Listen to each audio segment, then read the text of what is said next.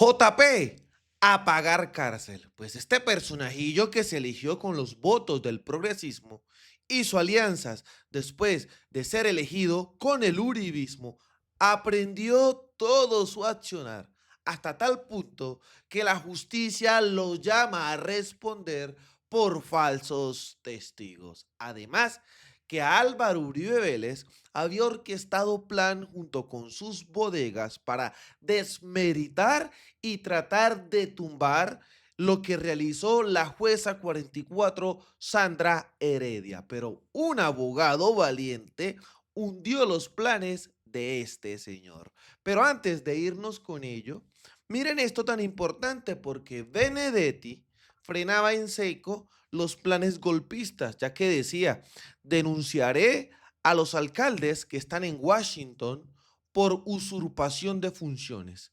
También lo podría hacer por abandono del cargo. Ellos están suplantando funciones que son del gobierno nacional, como son los temas de seguridad nacional y de orden público. No se están reuniendo con nadie que tenga que ver con la certificación en el tema del polvo blanco. Es una agenda política. Están suplantando las funciones que tiene el presidente de la República. Muy bien por el señor Armando Benedetti, que empieza a frenar en seco estas intenciones. Antonio Sanguino respondía, proceda con todo, apreciado ministro y amigo Armando Benedetti.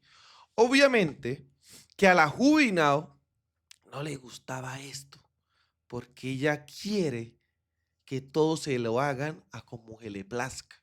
Y decía, este desocupado, miren, en lugar de dedicarse a ejecutar los programas de su ministerio, que si acaso alcanzan el 8%, se la pasa amenazando judicialmente a medio mundo sin ton ni son, trabaje vago.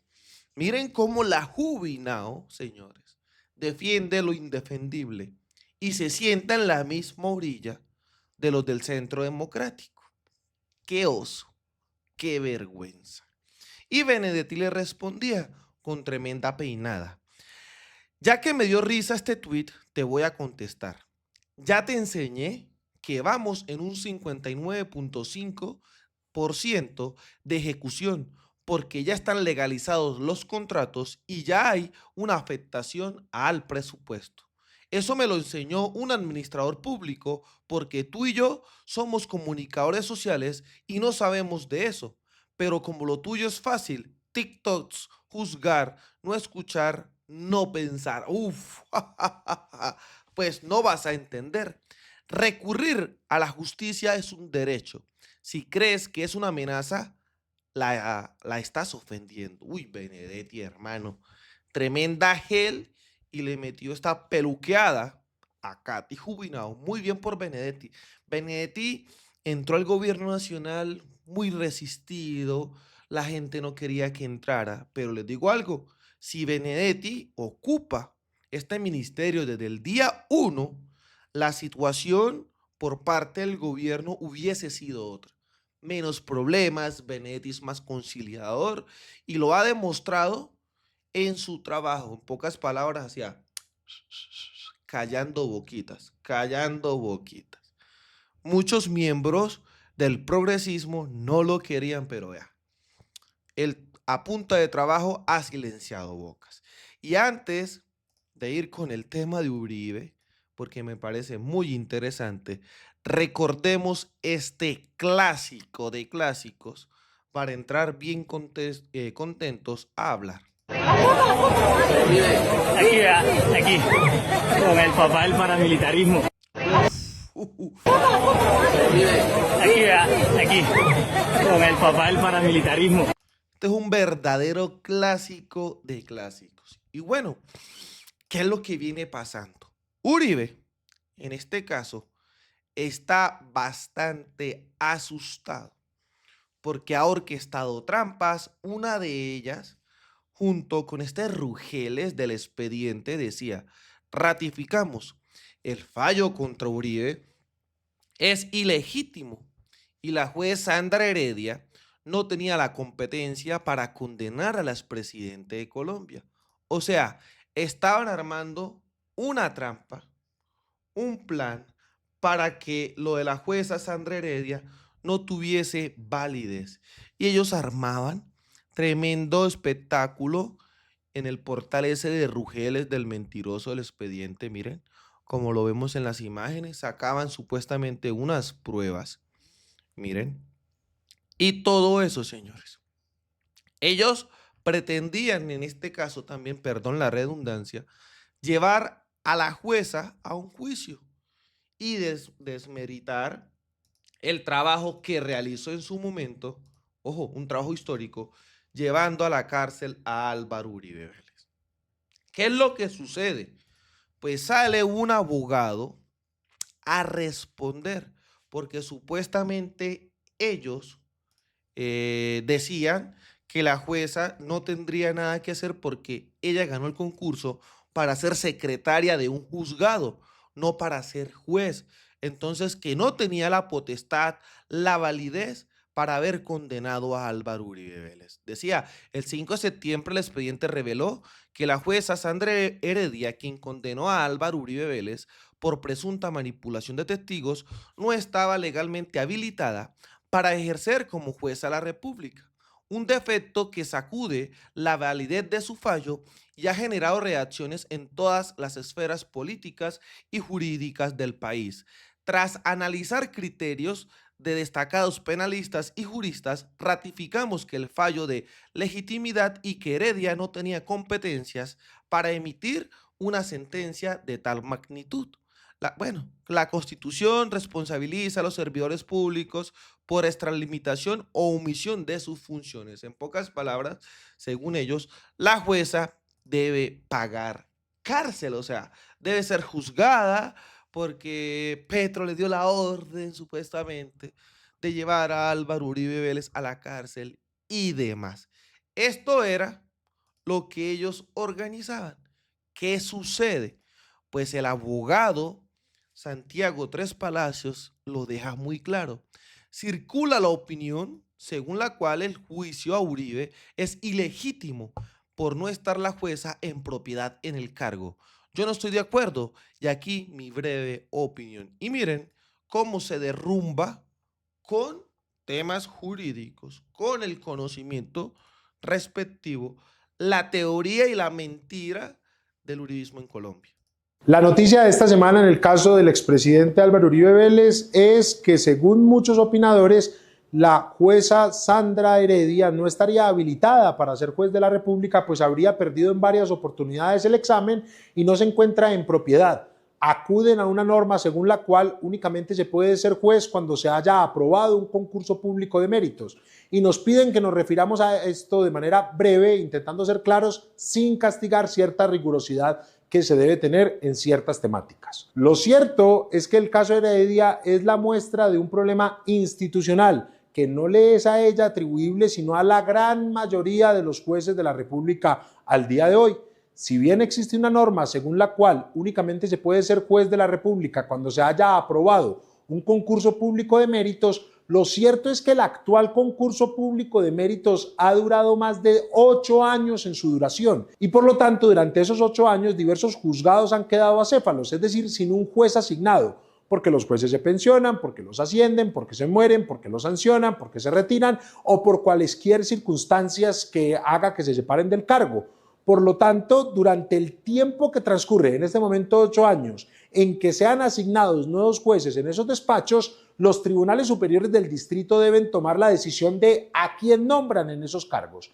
Y las dos decisiones que suelen tomar los tribunales, que a mí me parecen apenas lógicas, es una, a las personas que han ido aprobando el concurso así todavía no haya lista de elegibles, o dos, a las personas que se encuentran dentro de los cargos sucesivos más importantes dentro del juzgado. Según ha trascendido, la doctora Heredia estaría en propiedad en el cargo de secretaria del juzgado, que es el segundo cargo más importante dentro de cualquiera de nuestros juzgados. Y por lo tanto es apenas lógico que ante la ausencia de un juez titular, se nombre a una persona que viene ejerciendo la siguiente función.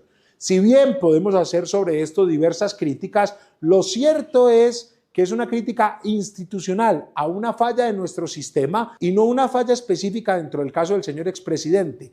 Y sí, una condición en la que están más de la mitad de los jueces de la República. Pues según datos oficiales, para el año 2019 ya nos estábamos acercando a la mitad de jueces en provisionalidad y en esos últimos 6 años seguramente la cifra ha aumentado. El llamado es a que las discrepancias con las decisiones judiciales las tramitemos por las vías argumentativas. ¿Qué argumento es sólido y qué argumento no? ¿Sobre qué motivación estamos de acuerdo y sobre qué motivación no? Pero no realizar críticas que, pretendiendo atacar un caso concreto, terminen socavando la confianza institucional que debemos tener en nuestros jueces y en la función que ellos representan. Quedó en evidencia lo que ellos pretenden hacer. Y como dice Santiago Traspalacios, el debate tiene que hacerse a través de la argumentación, no de las falacias, del show, de los planes de borrar en pocas palabras la justicia en Colombia. Por eso es muy valioso este tipo de información, colombianos y colombianas, para que toda Colombia conozca la realidad y el accionar de quién, del Centro Democrático y su máximo líder, Álvaro Uribe Vélez, que ahora se viste de Santa Paloma, se viste como la salvación, porque sale a relucir que los falsos positivos, él no tiene nada que ver. O sea, que la cifra 6.402 es un invento. ¿De quién? Pues del progresismo. Este señor tiene la cabeza bastante rayada, porque sabe muy bien que tarde o temprano la cárcel lo espera. Militares, JEP y falsos positivos. Algunos oficiales de nuestras Fuerzas Armadas se quejan que reciben presiones de la JEP para confesar delitos que no cometieron y evitar que los condenen y los lleven a prisión. Invito a los colombianos a hacer esta reflexión.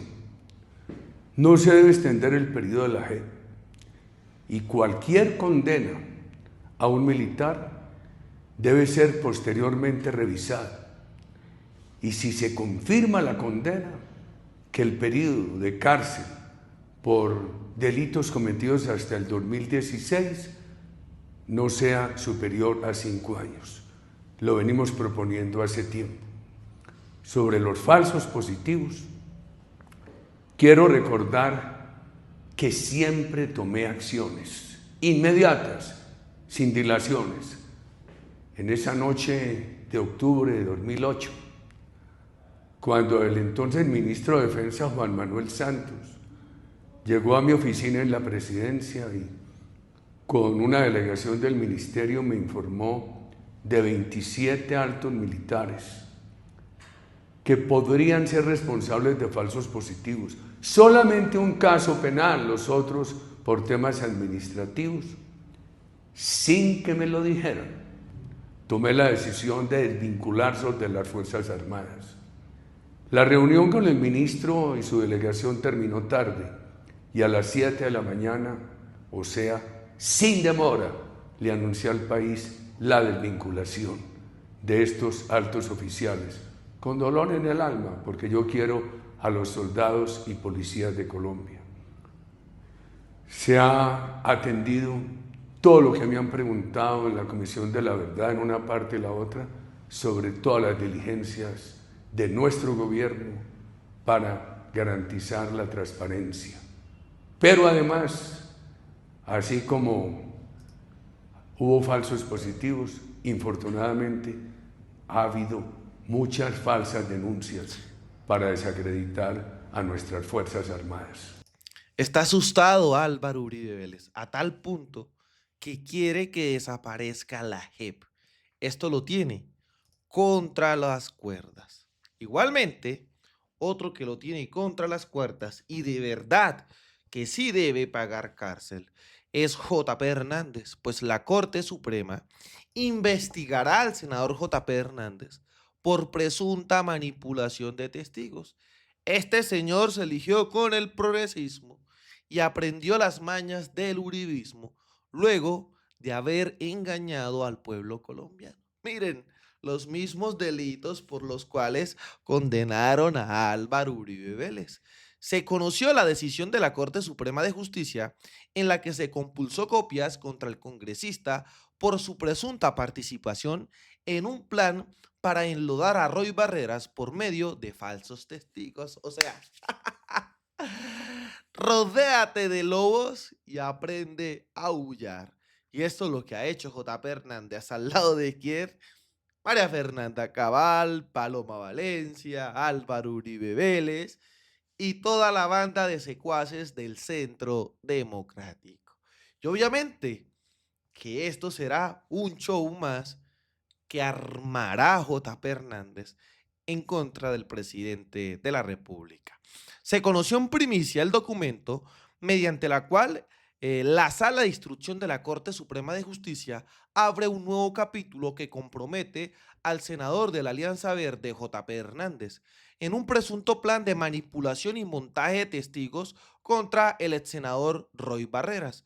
Los hechos se relacionan con la denuncia en 2023 que presentó el senador Roy Barreras en contra de J.P. por calumnia y hostigamiento agravado, luego de que el senador señalara a Roy Barreras de liderar una olla podrida de corrupción relacionada con un contrato entre el Senado y la empresa Dictex SAS para la prestación del servicio de televisión en el Capitolio. En el marco de dicho radicado, se citó a varios testigos quienes terminaron no incriminando a Barreras y muy por el contrario, poniendo sobre la mesa un presunto plan coordinado de manipulación de testigos liderado por J.P. Hernández, en el que, aseguran, los usó con el fin de atacar mediáticamente al ex senador Barreras por medio de un show mediático. Se trata de Kilian Torres Rojas, quien trabajaba como camarógrafo en el canal del Congreso y es uno de los denunciantes de JJ Uribe, el asesor de Barreras, por supuesto acoso laboral. Según el testimoniante, dentro de las presuntas contraprestaciones ofrecidas por J.P. Hernández por afectar a Barreras y a su asesor falsamente, se encontrarían gestiones para que incluso, según lo dicho por Torres, pudiera seguir cobrando su salario sin trabajar o incluso trabajar en que le otorgaran un asilo en otro país. O sea, J.P. Hernández aprendió todo de Diego Cadena y de Álvaro Uribe Vélez. Miren esto, ofreciendo la plática sin trabajar, incluso ofreciendo trabajo y un asilo internacional. También John Jairo Uribe Muñoz, quien era el productor del canal del Congreso, asesor de Barreras, quien denunció a J.P. Hernández, habló de montaje, igual que Caterín Torres Rojas, quien acusó a J.P. de coordinar estos hechos. Todos estos hechos motivaron la compulsa del despacho del magistrado Farfán.